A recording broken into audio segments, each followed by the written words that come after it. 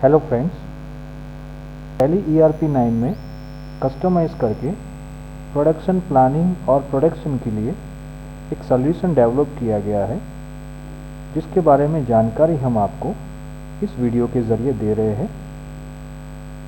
अब हम देखते हैं कि आपको इस सॉल्यूशन से क्या क्या चीज़ें प्रोडक्शन प्लानिंग और प्रोडक्शन के रिलेटेड अवेलेबल है और मिलती है। तो सबसे पहले हम स्टार्ट करते हैं प्रोडक्शन प्लानिंग वाउचर एंट्री से। तो प्रोडक्शन प्लानिंग वाउचर एंट्री में आप यहाँ पे प्रोडक्ट सिलेक्ट करोगे जिसका आपको प्लानिंग करना है। उसके बाद यहाँ पे आपको list of sales order number open हो जाएगा। अगर आप किसी ऑर्डर के सामने प्लानिंग कर रहे हो तो यहाँ से आपको ऑर्डर नंबर सिलेक्ट करना है, और अगर प्लानिंग आप अपने खुद के स्टॉक के लिए कर रहे हो बिना किसी ऑर्डर को ट्रैक किए हुए, तो यहाँ से आपको स्टॉक सिलेक्ट करना है। और ये पूरा जो लिस्ट ओपन हो रहा है उसमें ऑर्डर की सारी बेसिक डिटेल आपको डिस्प्ले हो जाएगी। Order number, party name, order quantity कितना है और उसका ड्यू डेट क्या है।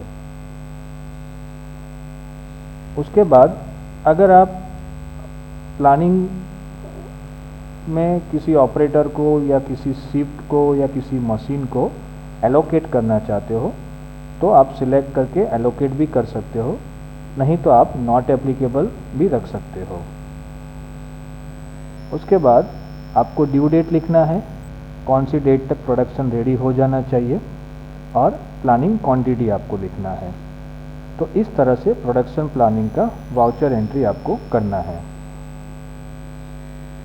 अब हम देखेंगे मैन्युफैक्चरिंग एंट्री, प्रोडक्शन एंट्री। तो आप जो प्रोडक्शन एंट्री कर रहे हो उसमें आपने यहाँ पे प्रोडक्ट सिलेक्ट कर लिया, और उसके बाद यहाँ पे आपको प्रोडक्शन प्लानिंग वाउचर का पूरा लिस्ट ओपन हो जाएगा, यानी जॉब टिकट नंबर का पूरा लिस्ट ओपन हो जाएगा। यहाँ से आपको खाली वो नंबर सिलेक्ट करना है कि कौन से प्रोडक्शन प्लानिंग रेफरेंस नंबर के सामने ये प्रोडक्शन हुआ है, और आपको क्वांटिटी लिखना है, प्रोडक्शन क्वांटिटी। और अगर आपने प्लानिंग वाउचर में जो ऑपरेटर, शिफ्ट और मशीन सिलेक्ट किए हुए हैं वो डिफ़ॉल्ट यहाँ पे अपने आप आ जाएंगे। आप उसको चेंज करना चाहते हो तो चेंज भी कर सकते हो। तो इस तरह से आपको मैन्युफैक्चरिंग यानी कि प्रोडक्शन का एंट्री पास करना है। उसके अलावा अब हम देखते हैं कुछ रिपोर्ट्स। तो ये सबसे पहला रिपोर्ट है प्रोडक्शन प्लानिंग पेंडिंग, यानी आपको ये जानना हो कि कौन से ऑर्डर नंबर की कौन सी आइटम का कितनी क्वांटिटी का प्रोडक्शन प्लानिंग अभी पेंडिंग है। तो वो जानने के लिए आपको एक रिपोर्ट मिलता है। अगर आपको वो भी देखना हो कि कौन से ऑर्डर नंबर का कौन सी आइटम का प्लानिंग हो चुका है यानी पेंडिंग नहीं है, प्रोडक्शन प्लानिंग पेंडिंग नहीं है, तो वो जानने के लिए भी आपको रिपोर्ट मिलता है। और कौन सी डेट को आपने प्लानिंग किया था वो भी आप इस रिपोर्ट में देख सकते हो। उसके बाद एक ये दूसरा रिपोर्ट है प्रोडक्शन प्लानिंग रजिस्टर। आपने जितने भी प्रोडक्शन प्लानिंग एंट्री किए हुए हैं वो सारे प्रोडक्शन प्लानिंग वाउचर यहाँ पे डिस्प्ले हो जाएंगे, जिसमें आप product name, party name, order due date, order quantity कितना था, प्लानिंग क्वांटिटी कितना था वो देख सकते हो। यहाँ से आप प्रोडक्शन प्लानिंग वाउचर ओपन करके उसको एडिट करना चाहो तो एडिट भी कर सकते हो। उसके बाद आपको ये जानना हो, एक तीसरा रिपोर्ट है प्रोडक्शन पेंडिंग, यानी आपने जो प्लानिंग किया था, जैसे कि ये प्लानिंग नंबर है 3, जो आपने प्लानिंग किया था अपने उसके सामने कितना क्वांटिटी का प्रोडक्शन हुआ है और कितना क्वांटिटी पेंडिंग है, तो वो जानने के लिए भी आपको रिपोर्ट मिलता है। और उसमें आपको ऑर्डर डिटेल भी सारा डिस्प्ले होता है कि वो जो प्रोडक्शन हुआ है जो प्लानिंग नंबर के सामने, उसका ऑर्डर डिटेल क्या था, यानी कौन सा ऑर्डर नंबर था, कौन से पार्टी का था, ऑर्डर ड्यू डेट क्या था और ऑर्डर क्वांटिटी कितना था। अगर आपको ये देखना हो, ये जानना हो कि कौन से प्लानिंग का प्रोडक्शन हो चुका है यानी अभी पेंडिंग नहीं है, तो वो जानने के लिए भी रिपोर्ट अवेलेबल है।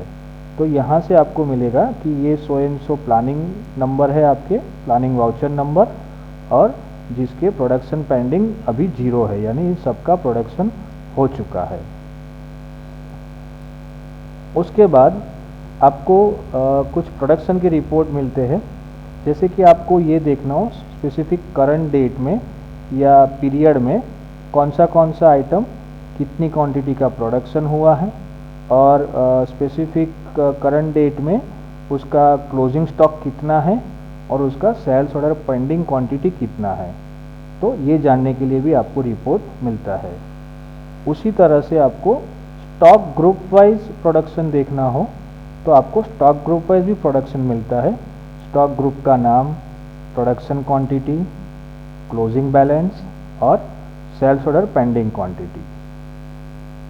उसके बाद एक दूसरा रिपोर्ट है, आपको कंजम्पशन देखना हो, कंजम्पशन आइटम वाइज, तो यहाँ पे आपके प्रोडक्ट के नाम आ जाएंगे, कितनी क्वांटिटी का आपका कंजम्पशन हुआ है और उसका क्लोजिंग बैलेंस क्या है और उसका परचेज ऑर्डर पेंडिंग क्वांटिटी कितना है। तो आइटम वाइज कंजम्पशन का रिपोर्ट आपको मिलता है। नेक्स्ट आपको स्टॉक ग्रुप वाइज कंजम्पशन का रिपोर्ट भी मिलता है। तो ये हो गया स्टॉक ग्रुप का नाम, ये हो गया कंजम्पशन क्वांटिटी, यहाँ पे आपको उसका क्लोजिंग स्टॉक भी मिलेगा और उसका परचेज ऑर्डर पेंडिंग क्वांटिटी कितना है वो भी मिलेगा। अब नेक्स्ट रिपोर्ट है, जिससे आपको सारे ऑपरेटर का एक कंपैरिजन करना हो और जानना हो कि कौन से ऑपरेटर ने कौन सा आइटम कितनी क्वांटिटी का प्रोडक्शन किया है। तो वो जानने के लिए भी आपको रिपोर्ट मिलता है। सेम उसी तरह से शिफ्ट में कौन से शिफ्ट में कौन सा आइटम कितनी क्वांटिटी का प्रोडक्शन हुआ है, और सेम उसी तरह से मशीन में कि कौन से मशीन में कौन सा आइटम और कितनी क्वांटिटी का प्रोडक्शन हुआ है। उसके बाद आपको ये जानना हो किसी स्पेसिफिक ऑपरेटर ने कौन सी डेट को कौन सा आइटम कितना प्रोडक्शन किया है, तो वो जानने के लिए भी रिपोर्ट है। और उसी तरह किसी स्पेसिफिक शिफ्ट में कौन सी डेट को कौन सी आइटम कितनी क्वांटिटी प्रोडक्शन हुआ है।